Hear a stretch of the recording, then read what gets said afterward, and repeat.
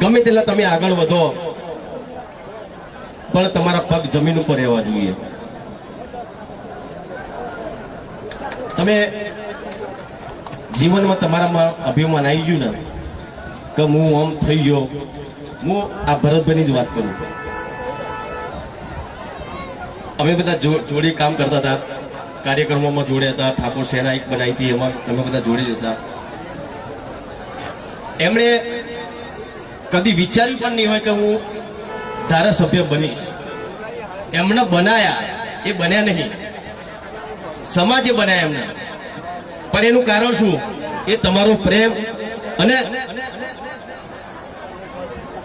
એમની એક સરળતા, એમનો તમારો પર તમારો એમના પર વિશ્વાસ.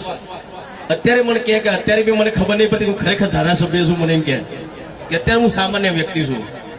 ચંદનભાઈ હું બહુ ઓછું મળ્યું છે એમને, પણ ભરતભાઈ મને કીધું ને એમને ઘણા બધા મને એમના પ્રસંગો મને કીધા. સમાજના માટે હંમેશા આગળ રહ્યા છે ચંદનભાઈ.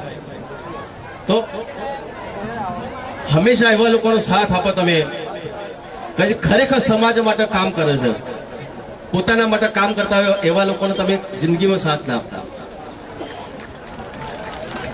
મારે કોઈનું નામ નહીં દેવું, એ તો તમને ખબર જ હશે.